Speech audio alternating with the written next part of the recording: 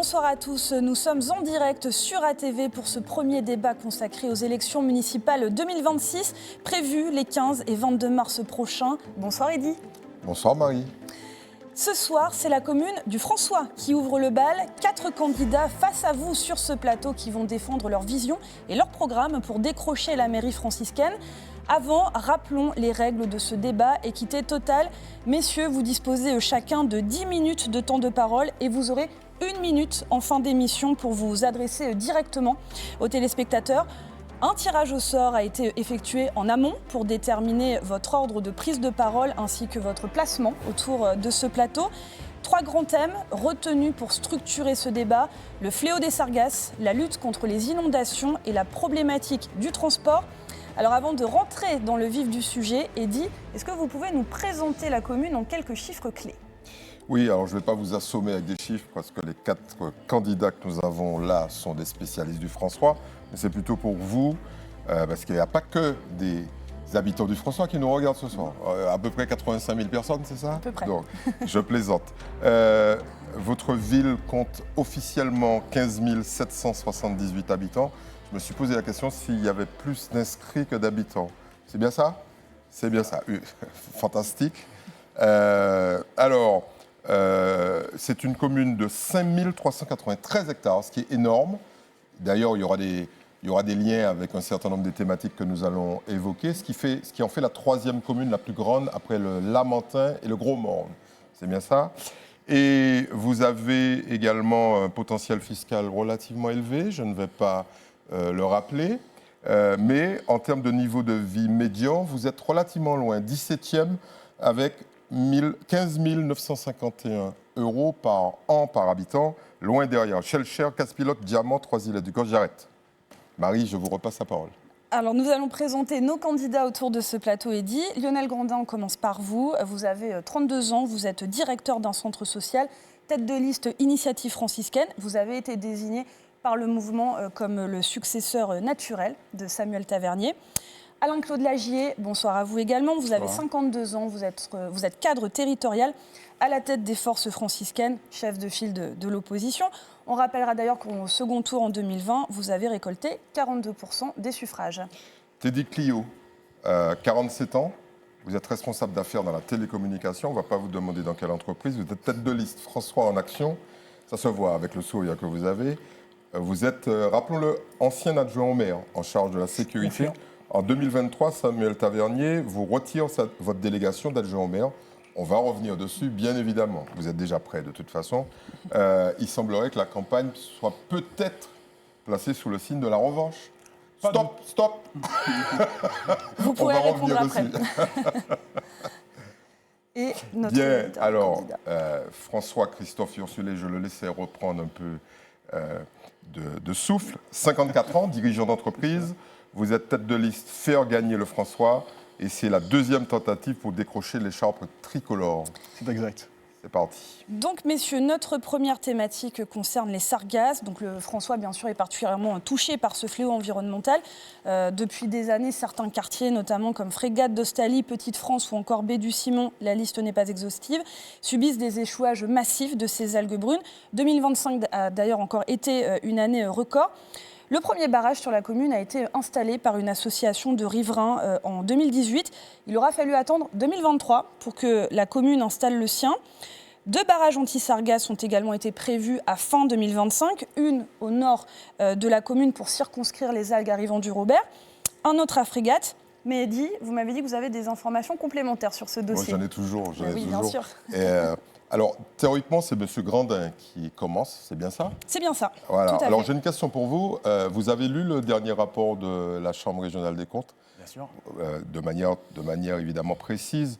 Alors, je ne vais pas vous accabler, d'une part parce que vous êtes tout nouveau dans ces assemblées, mais surtout parce que, bien évidemment, vous êtes le remplaçant, on va dire ça, de Samuel Tavernier. Mais le rapport est extrêmement sévère. Et il commence comme ça. La prévention des risques est formalisée, mais les populations sont insuffisamment informées. L'action de la commune contre les algues sargasses apparaît tardive et limitée. Et la commune ne participe pas directement à la collecte des sargasses échouées. elle laisse grosso modo l'initiative à l'action et l'action aux acteurs privés et publics pour la récupération des sargasses. Un rapport aussi sévère, ça vous a sans doute surpris, mais la question c'est qu'est-ce qu'on va faire, parce que ça ne va pas s'arrêter. Non, mais alors déjà, je salue les franciscaines et les franciscains qui nous regardent et aussi les Martiniquais et les Martiniquaises. Je suis vraiment content d'être là ce soir avec vous. Le rapport de la Chambre régionale des comptes, déjà, il faut remettre le contexte. La Chambre régionale des comptes, elle analyse et elle donne des recommandations sur la gestion de la ville du François. Aujourd'hui, sur les sargasses, ils ont raison que ça a pris trop de temps. Et il faut se le dire. Quand on est arrivé en 2020 avec Samuel Tavernier, on s'est rendu compte, et comme vous l'avez si bien dit, que les seuls barrages qui avaient été mis en place sur le territoire de la ville du François avaient été mis par des associations. Donc il a fallu prendre les choses à bras le corps. Aujourd'hui, nous avons poussé, nous avons mis en place des actions pour pouvoir avoir des barrages, que ce soit au niveau de Presqu'île ou au niveau de Dostali. Il faut poursuivre et amplifier ce travail-là. Vous savez qu'il y a eu l'arrivée du GIP Sargasses. On va travailler, on continue en tous les cas de travailler avec eux en étroite collaboration, parce qu'effectivement, il faut qu'on protège plus nos populations. Et pourtant, effectivement, alors là, je vais m'adresser à vous, Monsieur Lager, on a l'impression que la commune est toujours dans la réaction et non pas dans l'anticipation. Qu'est-ce qu'il faudrait mettre dans une politique commune d'envergure qui permettrait d'anticiper et non plus d'être surpris et battu à chaque fois, quand les algues s'échouent? Tout d'abord, bonsoir. Bonsoir aux Martiniquais, aux franciscains qui nous écoutent. Et permettez-moi de saluer aussi le club franciscain qui joue le tour de la Coupe Vive en ce moment en Martinique. Non, les sargasses, c'est un réel problème depuis effectivement une quinzaine d'années maintenant. Un problème qui relève d'abord, il faut le dire, de la compétence de l'État, puisque les sargasses viennent du large. Et c'est une fois rentrées dans la zone des 300 mètres qu'elles deviennent, si vous voulez, la responsabilité des communes. Ce qui est tout de même compliqué pour les communes à gérer, on l'a vu, on le voit tous les jours. Alors, sur la gestion des sargasses, M. Marajo l'a rappelé, la Chambre régionale des comptes a été effectivement claire, hein. Il y a une certaine opacité dans les marchés publics qui ont été passés. Il y a eu une consommation très faible des subventions qui étaient mobilisées par l'État, par l'Espace Sud. Et donc, c'est vrai que c'est déplorable. Aujourd'hui, elle pointe du doigt aussi le manque d'anticipation, effectivement, pour les populations. Donc aujourd'hui, nous pensons que la ville doit être proactive sur ce dossier. Proactive en nommant d'abord un élu dédié aux sargasses. Parce que ce n'est pas une mince affaire. Vous avez des gens aujourd'hui qui ont des problèmes de santé. Et je profite pour saluer d'ailleurs les associations qui se sont engagées très tôt et puis qui font un travail monstre, un travail déterminant pour l'avancée de cette problématique en Martinique.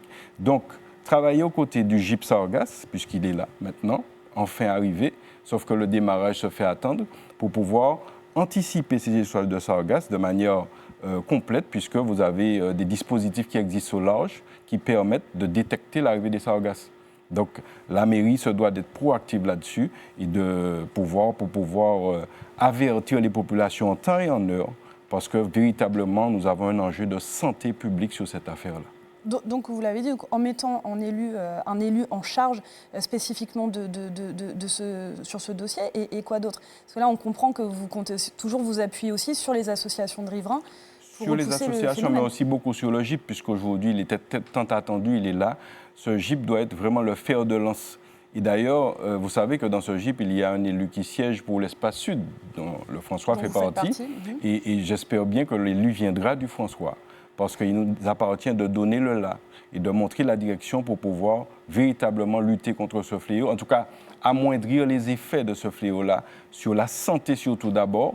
Et puis, il y a aussi l'impact économique qu'on ne peut pas dénier de cette affaire-là sur les populations qui perdent du matériel, de l'électroménager. Donc, par conséquent, je crois que la ville ne peut pas rester là passive.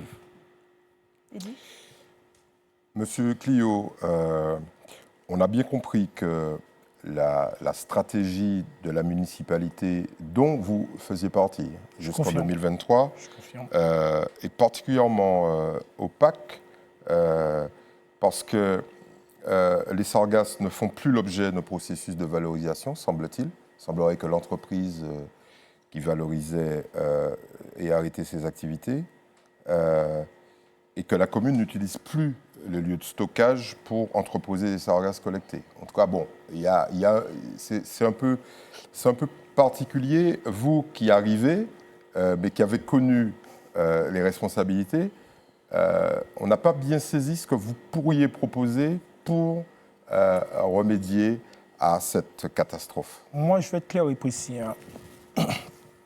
Hormis de s'appuyer sur le GIP, et quand j'ai échangé avec un certain nombre de personnes qui y travaillent, pas quasiment dans le GIP, mais dans, on va dire, la collectivité qui héberge cette instance, jusqu'à maintenant, on me laisse comprendre que ça reste une entité très peu opérationnelle. Donc moi, j'ai une solution concrète. Création d'une cellule communale sargasse, permanente, fonctionnant toute l'année. Et avec quels moyens? Avec quels moyens? Parce que, bon, j'y viens pas encore de manière très précise, mais Ça arrive. Oui. On réserve cette question-là à M. Ursulé, mais les moyens de votre ville sont extrêmement limités. Hein, Je comprends tout à la fait. fois en ressources humaines et évidemment en finances. Monsieur Marajo, il y a un grand nombre d'agents municipaux qui, à mes yeux, ne sont pas là où ils doivent être dans leur service. Et moi, je vais être clair là-dessus. Hein. Je ne vais pas faire la langue de bois. Je pense que si demain matin je suis maire, l'une des premières choses que je vais faire, c'est auditer la ville avant tout au niveau des compétences des agents et de leurs postes. Est-ce que les postes... Allons résumer ça. Il y a une ligne. Le recrutement des contractuels est entaché de nombreuses irrégularités. Vous endossez ça ou vous dites c'est pas moi? Moi, je vous dis clairement, hein, quand j'étais adjoint, il n'y avait pas forcément de transversalité sur un grand nombre de dossiers. Vous n'étiez pas au courant alors? Je reprends mes propos. Il n'y avait pas forcément de transversalité. J'essaie de les traduire. Voilà. Très bien. Gardez quand même un petit peu de temps. Bon, bien évidemment, Monsieur Ursulé, vous êtes en 4e position, mais vous aurez la possibilité de conclure le premier. Voilà. Bon, je ne vais pas tout relire dans le rapport. De toute façon, vous êtes un spécialiste. C'est catastrophique en termes de finances. Alors, les termes sont plus mesurés que les miens dans le rapport, mais la trésorerie est tendue, l'endettement est important. Et je vais résumer en disant la prospective financière communale ne tient pas compte de la dégradation des comptes. Alors vous avez un plan sargasse, c'est bien ça? Tout à fait. Si j'ai bien lu votre document, mais avec quels moyens? Alors, avant de parler des moyens, M. Margeau, permettez-moi tout d'abord de saluer les franciscains qui nous regardent et l'ensemble des téléspectateurs de VIA TV. Les sargasses, c'est un problème de santé publique. Il faut d'abord poser effectivement cette problématique en matière de santé publique. Deuxièmement, vous avez raison, le rapport est très critique sur la gestion publique et surtout sur l'inefficacité de l'action publique. 2018, des associations privées installent les premiers barrages. 2018. Le GIP Sargasses est installé en 2022. Allons rappeler que les sargasses, les premiers échouages, c'est 2011. Exactement. Donc 2022, on laisse les maires se débrouiller seuls avec les problématiques des sargasses et enfin, on coordonne l'action publique en créant un GIP. Sauf que moi, j'ai assisté aux réunions organisées sur les sargasses au François par notamment Samuel Tavernier, où il y avait le sous-préfet, où il y avait les représentants du GIP, il y avait l'ensemble des habitants impactés par cette problématique. Le GIP aujourd'hui doit coordonner l'action anti-sargasses pour l'ensemble des communes du littoral. Et à l'époque, quand j'ai assisté à la réunion il y a une année, il n'y avait qu'un directeur, une seule personne, donc peu de moyens humains, peu de moyens matériels également. Et quand j'ai interrogé le sous-préfet sur les moyens matériels du GIP, il était question de déposer des dossiers sur les fonds européens pour équiper effectivement la Martinique de Sargator. Alors oui, nous avons un plan anti-sargasse. Ce plan ne s'articule pas uniquement au niveau communal ni au niveau de la Martinique. Pourquoi ? Vous l'avez dit, on n'arrive pas à valoriser les sargasses. Pour une raison très simple, c'est quand vous avez une entreprise pour valoriser les sargasses, vous devez avoir une régularité de votre approvisionnement. Or, justement, les échouages, ils sont importants quelquefois, et d'autres fois, il n'y en a pas. Et donc, notre proposition est très claire. Ouais. La Martinique, aujourd'hui, a adhéré au CARICOM. Ce n'est pas quelque chose de théorique. Donc, c'est au niveau caribéen qu'il faut organiser la lutte anti-sargasse. Et comment on va financer ça ? On va solliciter les fonds européens, et notamment un fonds régional qui s'appelle l'Interreg. Je rappelle que la première conférence anti-sargasse au niveau effectivement caribéen a été organisée en octobre 2019, à l'époque en la présence d'Édouard Philippe. Et il y a des fonds et un programme très précis qui s'appelle le Programme caribéen de coopération et de lutte anti-sargasse. Si aujourd'hui vous positionnez une ou plusieurs entreprises au niveau caribéen, on a la capacité aujourd'hui de collecter l'ensemble des sargasses dans la mer des Caraïbes, de les transporter vers un site unique ou multiple de valorisation. Et c'est au niveau caribéen que nous allons devoir régler cette problématique des sargasses. Très bien. Oui, en sachant. Alors, dernière question pour le coup, avant de conclure sur ce thème, parce qu'on l'a dit, bien sûr, hein, les sargasses, une question de santé publique, mais également aussi un impact direct sur la fiscalité locale, avec des finances déjà qui sont compliquées, puisque je rappelle que le prix au mètre carré a chuté d'à peu près 25% depuis le début des échouages, les transactions immobilières de 30%. Et évidemment, ce chiffre risque d'augmenter dans les années à venir. Monsieur Grandin, je m'adresse à vous. Aujourd'hui, comment vous comptez justement pallier ce déficit, ne serait-ce que peut-être aussi de taxes foncières, car j'imagine que du coup, peut-être les impôts vont baisser pour les franciscains. Sur votre fiscalité locale, ça aura de toute façon un impact. Bien sûr. Clairement. Alors, permettez-moi juste de revenir, parce que c'est vrai que vous avez employé une gestion opaque sur la problématique des sargasses. Le rapport de la Chambre régionale des comptes, il a été fait de 2020 à 2023. C'était notre début de mandature. Et je rappelle qu'avec Samuel Tavernier, on est arrivé en 2020. Je ne vais pas rappeler la situation qu'on a trouvée, mais je pense qu'il faut quand même qu'on salue l'effort qui a été fait par la ville. C'est vrai qu'aujourd'hui, pendant un certain nombre d'années, il y avait des problématiques et qu'on se renvoyait un peu la balle sur les compétences, mais aujourd'hui, il y a du concret qui a été fait là-dessus. On parle également du lien avec la population. Aujourd'hui, il y a une direction de l'environnement à la ville du François. 2 fois par semaine, il y a des relevés qui sont faits et qui sont transmis au GIP et à l'État. Tout ça pour vous dire que voilà, il y a une action, il y a un chemin. On est sur ce chemin-là. Et c'est compliqué pour moi aujourd'hui d'entendre que la ville du François était dans un certain immobilisme à ce niveau-là. Pour revenir sur votre question, bien sûr que ça va impacter les ressources sur le territoire, mais il faudra qu'on aille justement chercher et faire preuve d'imagination pour trouver d'autres sources de financement. Mais pour nous, il n'est pas question de prendre dans la poche des franciscains. Alors, on va passer au deuxième thème, mais je vais continuer avec vous, Monsieur Grandin. C'est pas de l'acharnement, mais on va continuer un petit peu, justement, sur le bilan aussi de la mandature, vous l'avez évoqué. Donc, deuxième thématique de ce débat, protéger la commune, en particulier le bourg, contre les inondations. Nous allons évidemment parler de la relance du programme d'action de prévention des inondations. Depuis des décennies, à chaque pluie importante, l'eau monte envahissant les quartiers. Pourquoi, justement, ce plan n'a pas été mis en place lors de la dernière mandature ? Alors, le plan n'a pas encore été finalisé, j'ai envie de dire.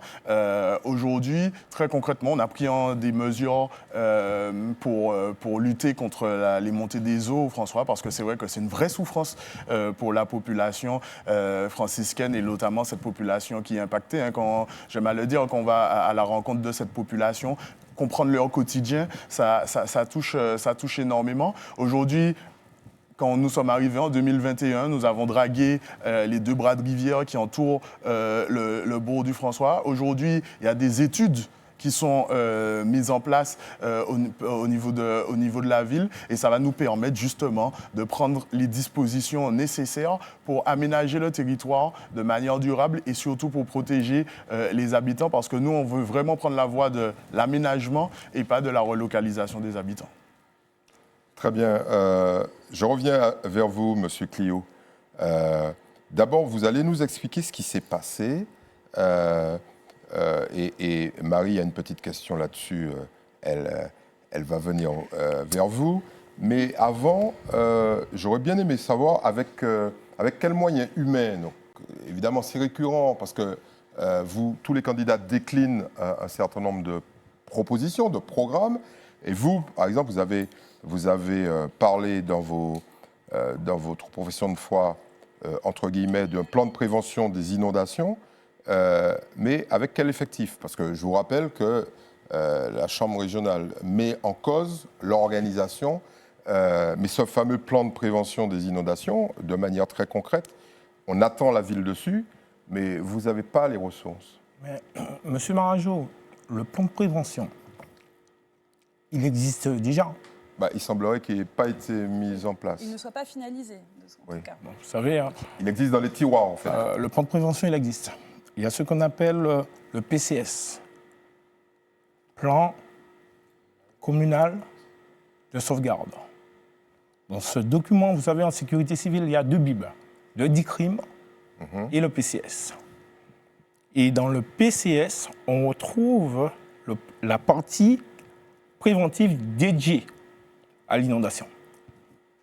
Donc, il y a un travail de sensibilisation, de communication à faire auprès de toute la population franciscaine. Ça n'empêche pas l'eau de monter, ça, la communication. Non. Non. Maintenant, le plan de prévention, ce qu'on appelle le PAPI, qui est une compétence de la GEMAPI, une compétence de l'espace sud, c'est la GEMAPI, cette compétence, on l'appelle la GEMAPI. Ce dossier n'a jamais été instruit.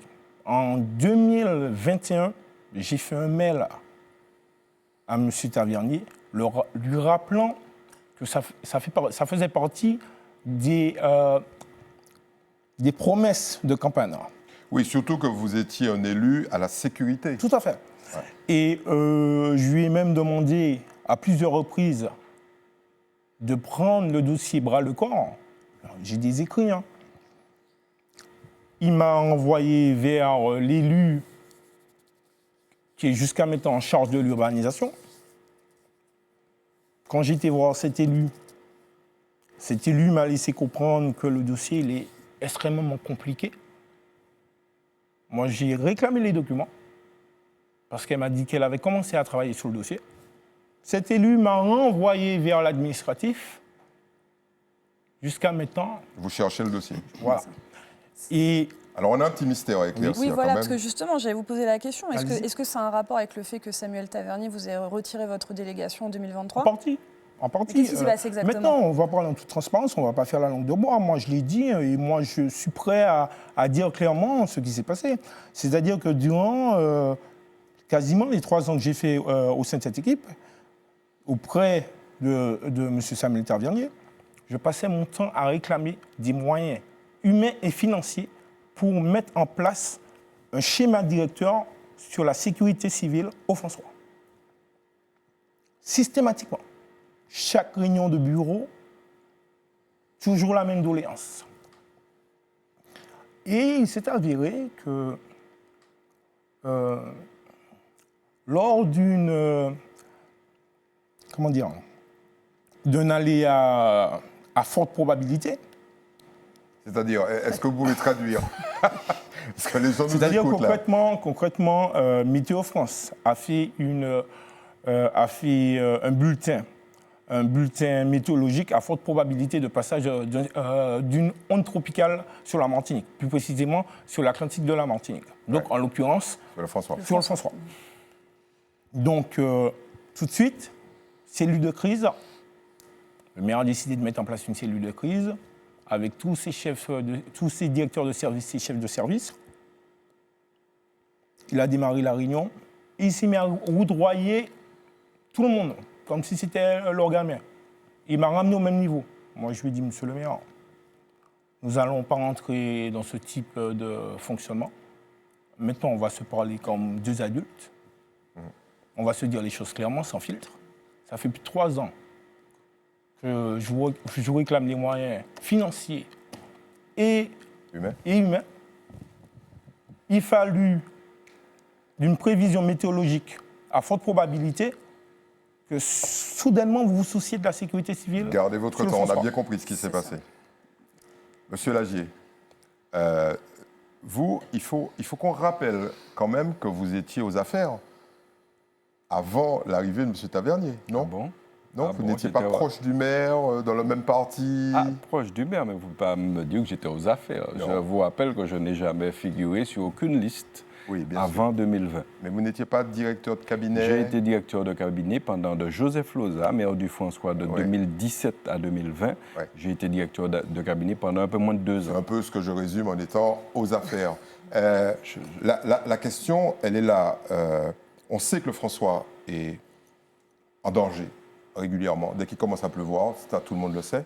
Je n'ai pas trouvé trace dans votre projet de quelque chose qui soit, alors pas proposé, mais qui soit, je dirais, argumenté, en particulier sur le plan financier et sur le plan des ressources humaines.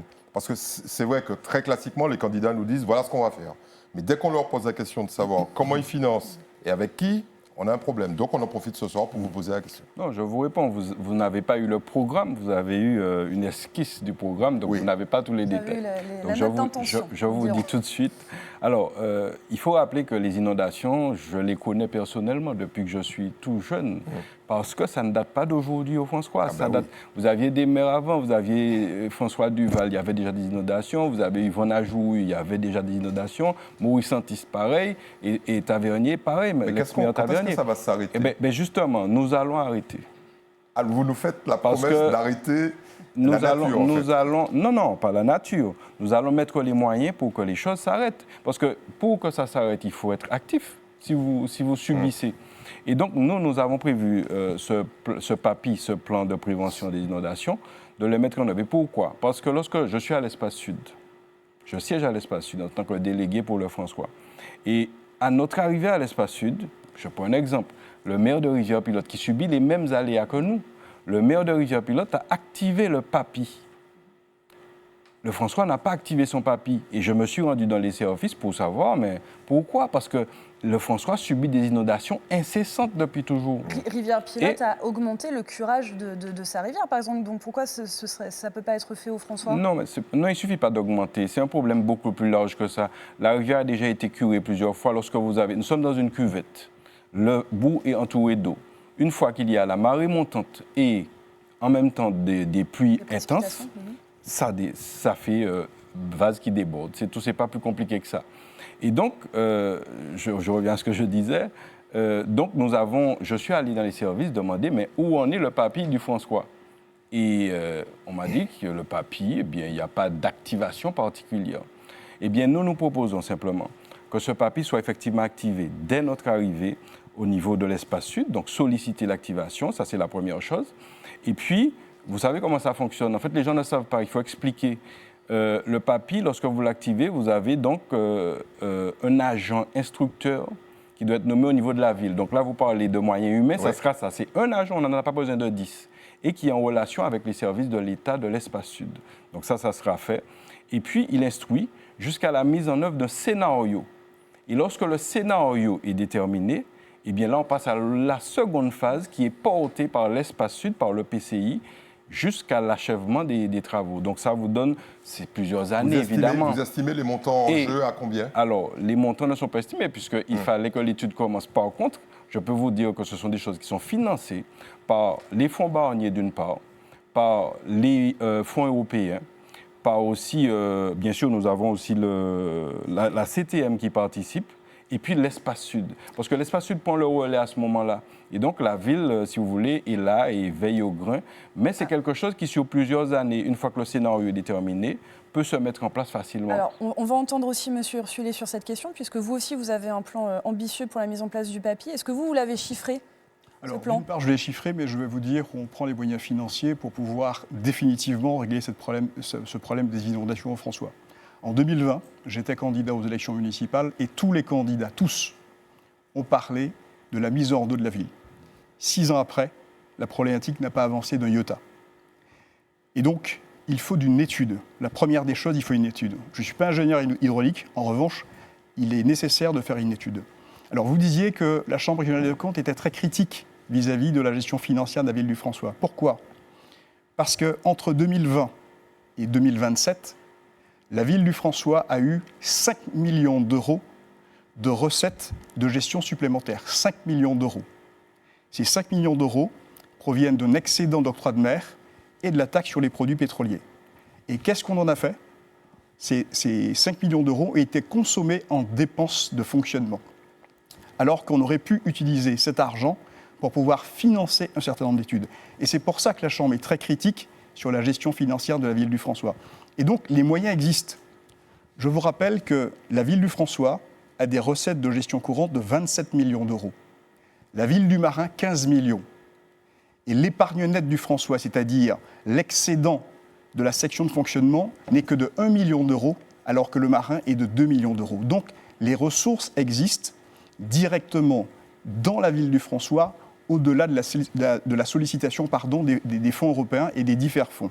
Et donc, il faut d'une gestion financière rigoureuse des impôts des franciscains, et nous allons mettre en place ce plan en finançant les études et surtout en faisant de grands travaux. Je rappelle que la ville de Fort-de-France a été construite sur de la mangrove.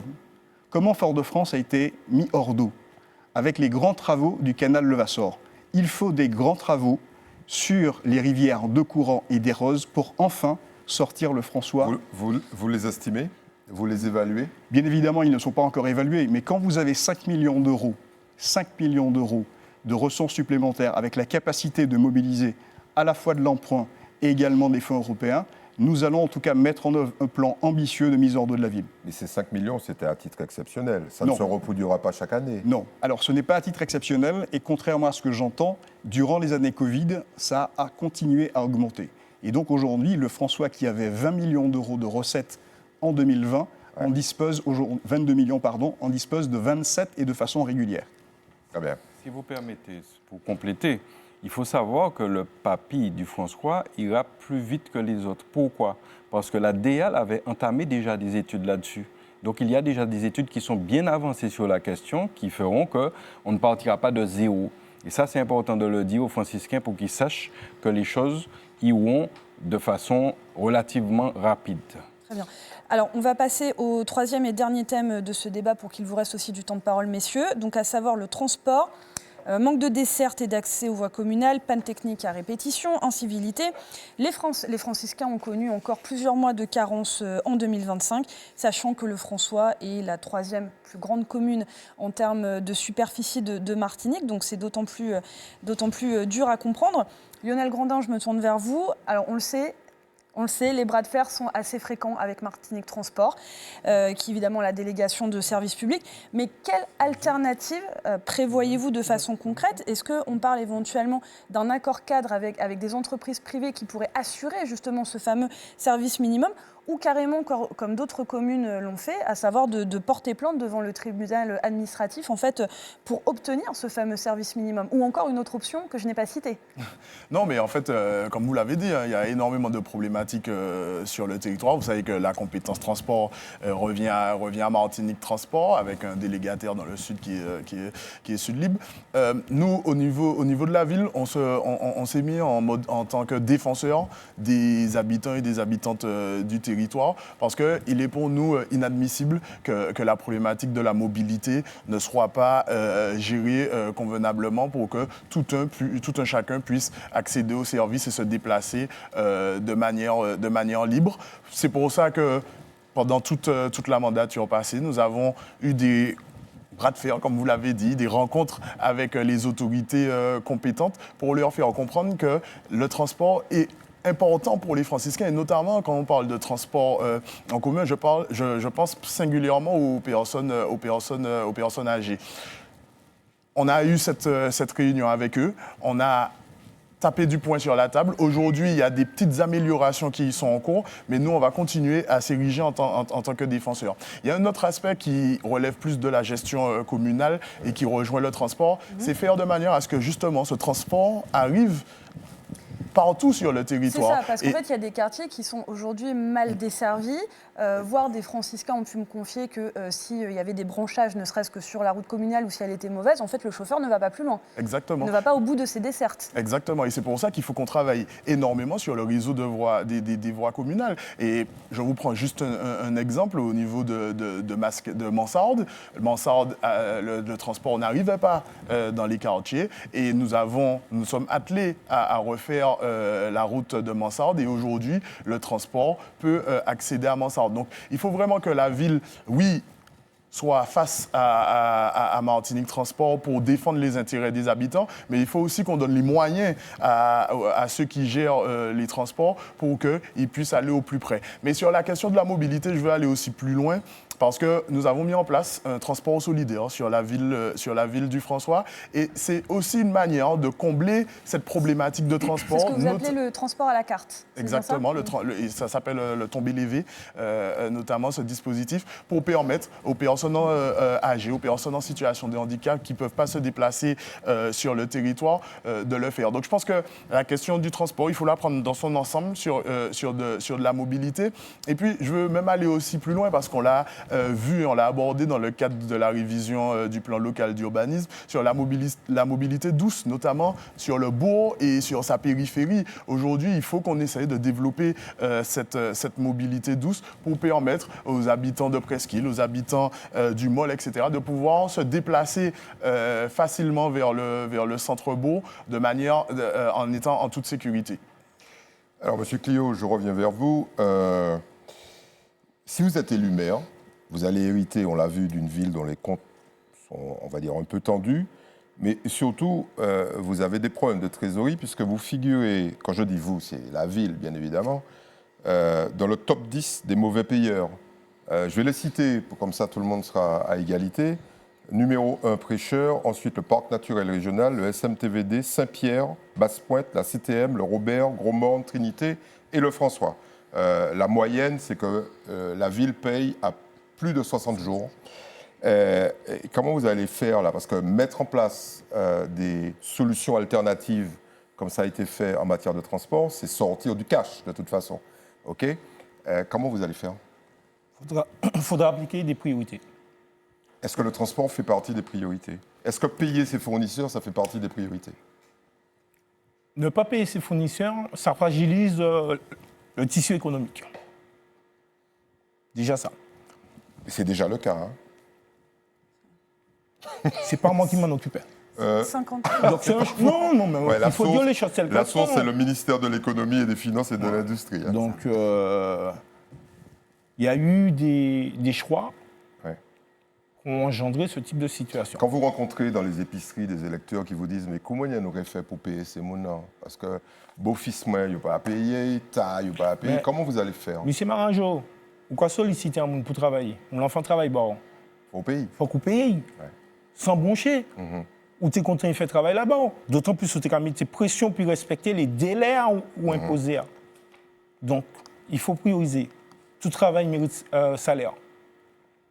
Maintenant, au niveau du transport, comme Lionel Grandin l'a exposé, comme dit fait, c'est une notion de matrice de responsabilité. Hein. Donc, il y a une part de responsabilité qui revient à la mairie.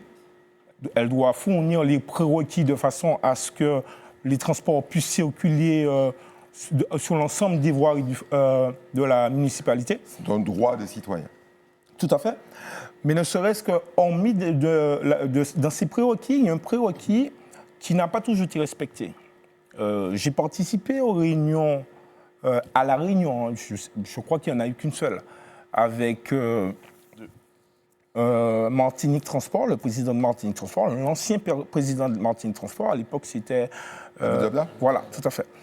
Et il a fait remonter un dysfonctionnement qui était assez récurrent, c'était le manque d'élagage. Marie l'a évoqué. Marie l'a évoqué. Les voies qui ne sont pas déblayées, voilà. Donc les dessertes ne sont pas assurées. Où ça engendrait des grosses casses de matériel. Donc, je pense que déjà, il faut que la municipalité traite ce qu'elle est en capacité de traiter, faire l'élagage,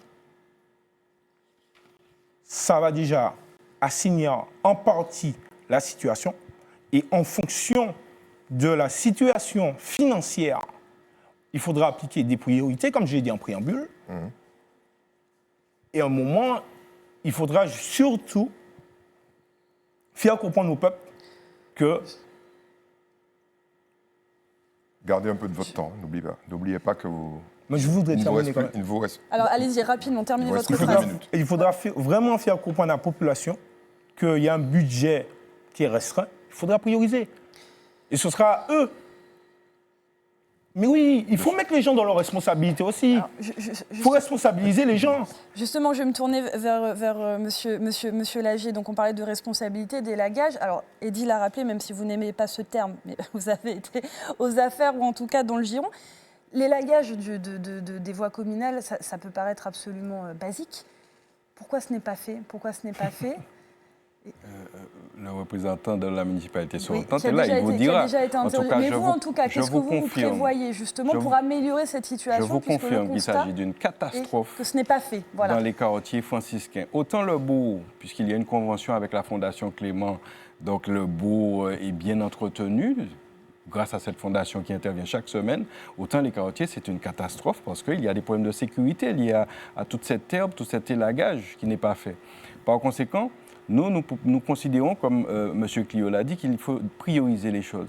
Vous avez un rapport de la Chambre régionale des comptes qui vous dit qu'en 3 ans, 2020-2023, vous avez une augmentation de la ligne fêtes et cérémonies de 114%. Ça veut dire que ça a été multiplié par plus de 2 fois. Vous avez une multiplication des charges de gestion des contrats de prestation de services de plus 136%. Donc vous avez des choix qui sont faits. Personnellement, je ferais le choix du transport parce que je vois trop de personnes âgées. Je vous rappelle que le François est une commune vieillissante. Plus d'un quart de la population sont des seniors en fait. Et donc, moi, je n'accepte plus de voir des personnes âgées avec des cabas, le bord de la route en train de faire du stop lorsqu'il y a une grève à Martinique Transport. Et donc, je propose que nous mettions en place un transport alternatif. Je le propose aux franciscains clairement, un transport alternatif dès qu'il y a difficulté avec Martinique Transport.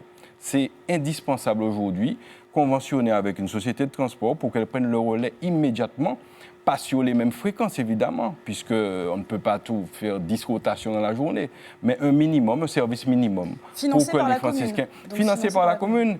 Et on choisira sur les autres lignes parce qu'on ne peut pas tout faire. Il faut diminuer sur certaines lignes pour le confort et le cadre de vie du citoyen. Moi, c'est ma priorité.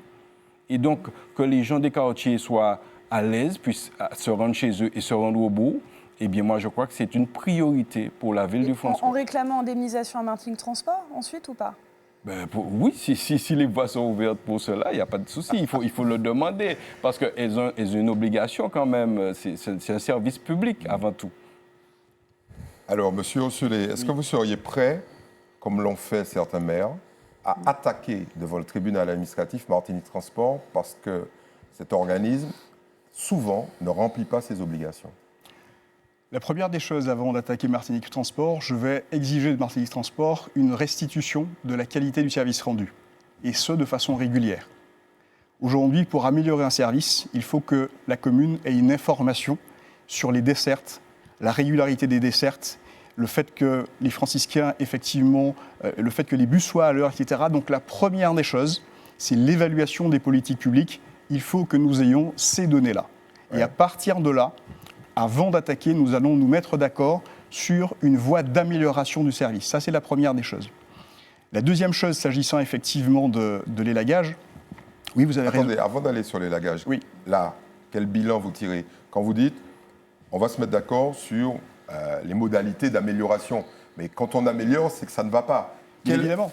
Quel regard vous jetez sur la situation actuelle? Mais aujourd'hui, M. Marajo, aujourd'hui, qui est impacté lorsqu'il y a des problèmes de transport?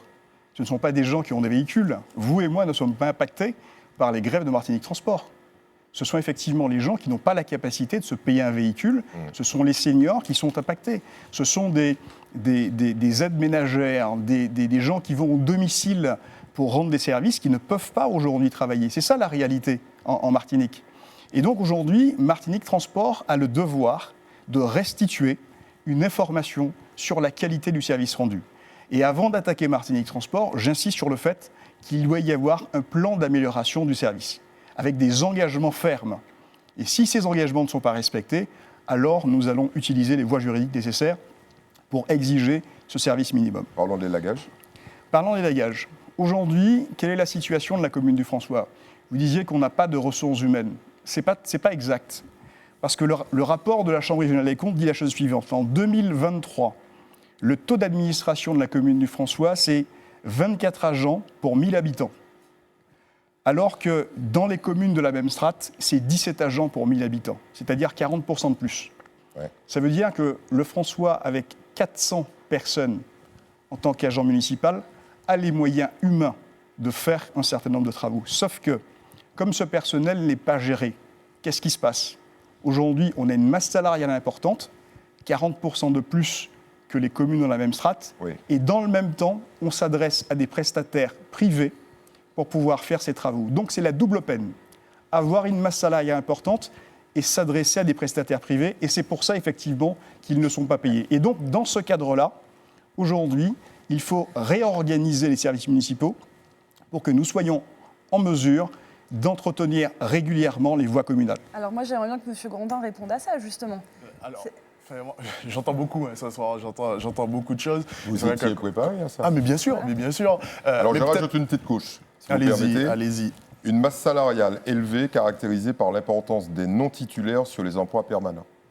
Alors moi ce que je veux dire là-dessus, c'est aujourd'hui, oui, en toute transparence. Je pense qu'il faut qu'on fasse les choses en transparence, et quand on est aux affaires municipales, il faut qu'on soit transparent avec la population. Sur la problématique du transport, effectivement, Martinique Transport, Sud Libre, etc., sont venus sur le territoire franciscain pour parler, pour échanger avec les franciscains là-dessus. La mairie, la ville du François, oui, assume ses responsabilités là-dessus. Maintenant, faire un lien aussi rapide sur les problématiques de transport en lien avec les lagages, je trouve que c'est peut-être pas totalement honnête. C'est pas fair play. Aujourd'hui, je vous laisse en juger. Mais Aujourd'hui, rappelez-vous que c'est le président de Martinique Transport qui a mis le doigt sur ça. Hein. oui, mais il y avait pas que ça. Il y a aussi, Et les habitants aussi les qui pannes de bus où les grèves. Alors, on l'a dit, aujourd'hui, les pannes techniques, voilà, le les manque problèmes de pièces techniques qui détachées prennent aussi, on énormément peut de temps le à rajouter. être résolus. Donc il y a plusieurs paramètres là-dessus. Aujourd'hui, de dire que les lagages sur le territoire de la ville du François, c'est une catastrophe, je pense qu'on exagère un peu là-dessus, et les franciscains, de toute façon, c'est C'est eux de bonne guerre qui devront... en période mais électorale. oui, il n'y a pas de souci. De toute façon, c'est les franciscains qui jugeront. Aujourd'hui, effectivement, on a utilisé plusieurs moyens pour faire face à l'entretien du territoire franciscain. Et je pense que M. Lagier le sait bien. Nous avons voté en conseil municipal un marché pour deux entreprises, une qui s'occupe du sud, une qui s'occupe du nord, pour pouvoir entretenir le territoire franciscain. On avait essayé d'autres stratégies qui ont montré leurs limites, mais en tous les cas, aujourd'hui, dire que la ville n'a pas été proactive dans la gestion de tout cela, je pense que ce n'est pas une totale vérité. Mais c'est justement cette contradiction qui fait que les finances de la ville du François sont fragilisées. Lorsque vous avez un personnel aussi important, il faut l'organiser pour faire un maximum de travaux en régie, c'est-à-dire des travaux en propre. Aujourd'hui, le personnel, l'effectif est ce qu'il est. Et donc, il faut le gérer et il faut privilégier les travaux en régie. Parce que quand vous lancez des appels d'offres avec des entreprises, d'autres entreprises, bien évidemment, le travail sera fait. Mais vous avez la double peine de payer les salaires et de payer également des prestations externes. Et c'est la raison pour laquelle les achats et charges externes dans les finances de la ville du François augmentent. Et donc, il faut organiser le personnel. Il faut avoir une véritable politique d'organisation des services municipaux pour pouvoir faire un maximum de travaux en régie. Désolé, je me permets juste Allez, Quelques secondes. Hein, Ah ouais, Rapidement, très rapidement. Sur la logique, ça peut s'entendre sur la logique que M. Ursule est en train de dire. Sauf qu'aujourd'hui, il y a une réalité. Aujourd'hui, on ne va pas prendre un personnel municipal, notamment qui aujourd'hui travaille dans les écoles, pour qu'il s'occupe de l'entretien. Donc c'est une stratégie, c'est des stratégies qu'il faut qu'on mette en place sur des stratégies pluriannuelles pour assainir tout ça. Et c'est ce que nous nous attelons à faire sur la ville du François. Très bien. Il reste 1 minute 30 pour chaque candidat, excepté monsieur Lagier. 30 secondes de plus. Tu avais une dernière question ? Monsieur Lagier, allez, je vais vous embêter un peu. Est-ce que vous vous engagez à arrêter les embauches, j'allais dire, de complaisance ? Je suis un peu sévère, mais bon, ça fait des années que ça dure, hein, des décennies que ça dure, et la Chambre dit un nombre important d'emplois budgétaires non pourvus. Réponse en 30 secondes, monsieur Lagier. Non, je ne sais pas s'il faut présenter les choses comme ça. Des emplois de complaisance, c'est quoi un emploi de complaisance ? Mais écoutez, vous savez comment ça fonctionne. Écoutez. Monsieur Ursulé dit, on a trop de monde. Oui, Attendez, laissez-moi finir. On a trop de monde par rapport aux strates. Et donc, il faudrait employer ce personnel qu'on a en trop au lieu de lancer des marchés et faire travailler des entreprises privées. Vous, est-ce que vous allez être, je dirais, d'une humilité totale en matière d'embauche ? Aujourd'hui, nous avons besoin de compétences pour nos collectivités. Il s'agit de ça. Et donc, il n'est pas question, comme dans les années 50, d'embaucher tout le monde. Vous allez faire les embauches nécessaires, mais en tenant compte des compétences des uns et des autres. C'est ce que je peux vous répondre. Et puis, en priorisant, bien entendu, les franciscains, parce que les franciscains ont besoin de travailler. Nos enfants partent chaque année. Combien de franciscains partent chaque année ? Eh bien, il faut que nous le fassions rester en mettant en place une politique d'attractivité sur la ville, créant des entreprises pour les faire rester, mais aussi, lorsque c'est le cas, lorsqu'il y a des besoins, que la ville puisse embaucher. Merci, monsieur Lagier. Écoutez, équité parfaite. Finalement, il va vous rester un petit peu plus d'1 minute, 1 minute 30 chacun, pour vous adresser directement à nos téléspectateurs. Et on va commencer par vous, François-Christophe Ursulé. Oui. Donc, franciscaines, nous allons vivre un moment important de l'histoire de notre commune. Oui, n'hésitez pas. Donc, nous allons vivre un moment important de l'histoire de notre commune. Les 15 et 22 mars, vous aurez le choix entre la continuité ou la transformation. Nous croyons que notre commune mérite mieux qu'une gestion au fil de l'eau et qu'il est grand temps de changer d'échelle. Le François mérite mieux et notre ville mérite une ambition collective pour transformer durablement notre territoire et améliorer concrètement la qualité de vie de ses habitants. Alors oui, nous sommes prêts. Nous sommes prêts à faire franchir un cap au changement voulu par les franciscains. Nous sommes prêts à rassembler pour agir. Nous sommes prêts car préparés à assumer les responsabilités municipales. Donc dès le 15 mars prochain, je vous invite à voter massivement pour la liste Unir le François, construire l'avenir, conduite par François-Christophe Ursulé. Merci, monsieur Ursulé. Merci. Teddy Clio, c'est à vous. Et n'hésitez pas, effectivement, à regarder la caméra pour vous adresser à nos téléspectateurs. 1 minute 30, c'est parti. Franciscaines, franciscains, soyez éclairés. Faites le bon choix. Franciscain que je suis, Teddy Clio, vous demande encore une nouvelle fois